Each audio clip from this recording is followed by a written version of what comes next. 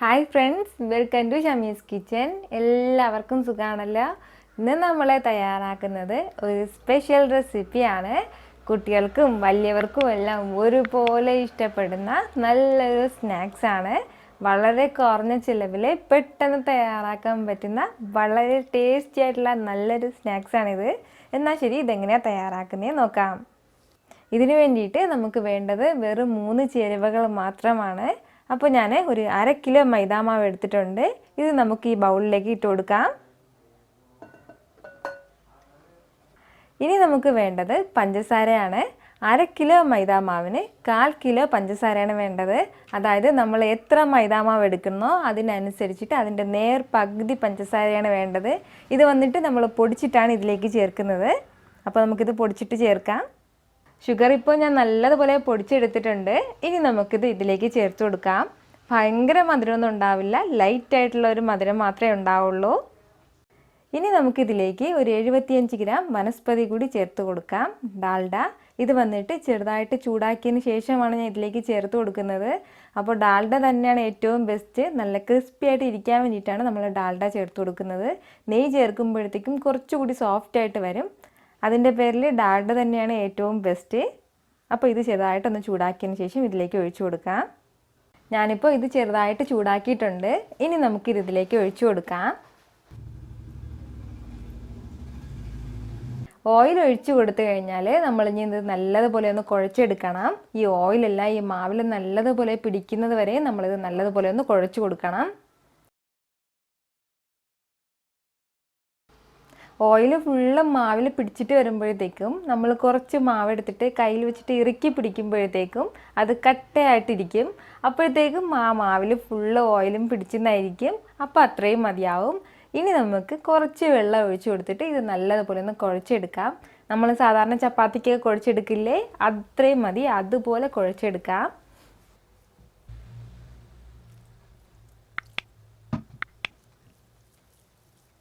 ഞാനിപ്പോൾ മാവ് നല്ലതുപോലെ കുഴച്ചെടുത്തിട്ടുണ്ട്. ഇതുപോലെ നല്ല സോഫ്റ്റായിട്ടാണ് നമ്മുടെ മാവുള്ളത്. ഇനി നമുക്ക് വേണ്ടത് ഇതുപോലെ ഓരോ ചെറിയ ചെറിയ ഉരുളകളായിട്ട് നമ്മളിനി ഇതുപോലെ ഉരുട്ടിയെടുക്കണം.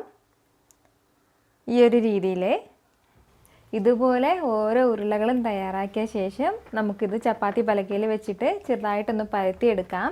നമ്മൾ ഈ പൂരിക്കൊക്കെ പരത്തിയെടുക്കില്ലേ, ആ ഒരു രീതിയിൽ മാത്രം പരത്തിയാൽ മതി. ഒരുപാട് തിന്നായിട്ട് നമ്മളിത് പരത്തിയെടുക്കേണ്ട കാര്യമില്ല. ഈ ഒരു കനത്തിൽ വേണം നമ്മളിത് പരത്തിയെടുക്കാനായിട്ട്. ഇനി നമുക്ക് ഇതിൻ്റെ ഓരോ സൈഡും ചെറുതായിട്ടൊന്ന് മടക്കി വയ്ക്കാം. ആ സൈഡിൽ നിന്നും ഈ സൈഡിൽ നിന്നും ചെറുതായിട്ടൊന്ന് മടക്കി വയ്ക്കാം. അതുപോലെ തന്നെ സെൻറ്ററിലേക്ക് ഇനി മടക്കാം. ഇതുപോലെ മടക്കിയെടുക്കാം.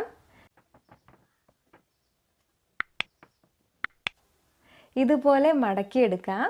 ഇനി നമുക്ക് ഒന്നുകൂടി ചപ്പാത്തി കയ്യിൽ വെച്ചിട്ട് ചെറുതായിട്ടൊന്ന് പരത്തി കൊടുക്കുക. അല്ലാന്നുണ്ടെങ്കിൽ കൈ വെച്ചിട്ട് ചെറുതായിട്ടൊന്ന് പ്രസ് ചെയ്ത് കൊടുത്താലും മതി. ഇനി നമുക്ക് ഇത് ഇഷ്ടമുള്ള ഷേപ്പിൽ കട്ട് ചെയ്ത് എടുക്കാം.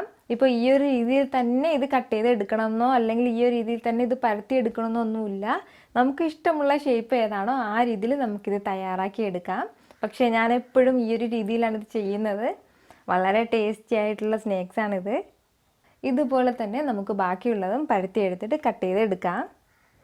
ഞാനിപ്പോൾ ഇതുപോലെ എല്ലാം കട്ട് ചെയ്ത് എടുത്തിട്ടുണ്ട്. 1/2 കിലോ മാവിടുമ്പോഴത്തേക്കും നമുക്ക് ഇത്രയും സ്നാക്സാണ് കിട്ടുന്നത്.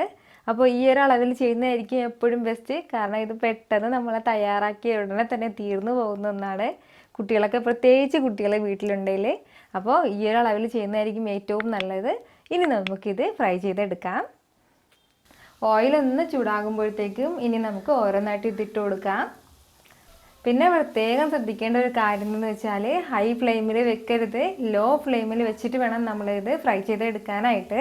കാരണം പെട്ടെന്ന് ഇത് പുറം ഭാഗം കളറായിട്ട് അകം വേകാതെ കിട്ടും. അതിൻ്റെ പേരിൽ ലോ ഫ്ലെയിമിൽ വെച്ചിട്ട് വേണം നമ്മളിത് ഫ്രൈ ചെയ്തെടുക്കാനായിട്ട്. നല്ലതുപോലെ ബ്രൗൺ കളർ ആകുന്നതുവരെ നമ്മളിത് ഫ്രൈ ചെയ്യരുത്. ഒരു ലൈറ്റായിട്ടൊരു ഗോൾഡൻ കളർ ആകുമ്പോൾ തന്നെ നമ്മളിത് എടുക്കണം.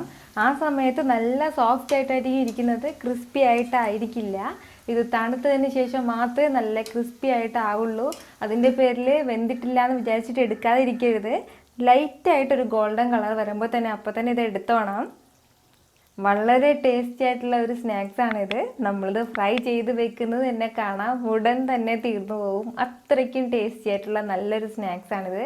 ഞാനിത് ഇടയ്ക്കിടയ്ക്ക് ചെയ്യാറുള്ള ഒന്നാണിത്. ഉറപ്പായിട്ടും നിങ്ങൾക്കും ഇത് ഇഷ്ടമാവും. ഇതിപ്പോൾ നല്ലതുപോലെ ഫ്രൈ ആയിട്ട് വന്നിട്ടുണ്ട്. ഇത് ഇത്രയും മതിയാവും. ഇനി നമുക്കിത് എടുക്കാം. ഇതുപോലെ ഞാൻ ഫ്രൈ ചെയ്ത് എടുത്തിട്ടുണ്ട്. ഇതിപ്പോൾ നല്ല സോഫ്റ്റ് ആയിട്ടാണ് ഉള്ളത്, ക്രിസ്പി ആയിട്ടല്ല. ഇത് കുറച്ച് തണുക്കട്ടെ. തണുത്തതിന് ശേഷം നല്ലതുപോലെ ക്രിസ്പി ആയിട്ട് വരും. അപ്പോൾ നമുക്ക് ബാക്കി കൂടി ഫ്രൈ ചെയ്ത് എടുക്കാം.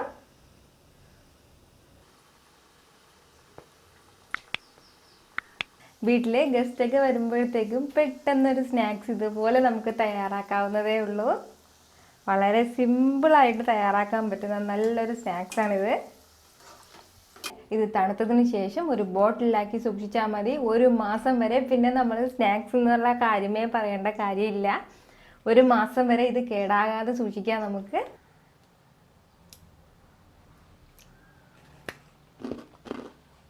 നല്ല ക്രിസ്പി ആയിട്ടുണ്ട്, നല്ല ടേസ്റ്റിയാണ്. അപ്പോൾ ഉറപ്പായിട്ടും നിങ്ങളിത് ട്രൈ ചെയ്ത് നോക്കുമല്ലോ.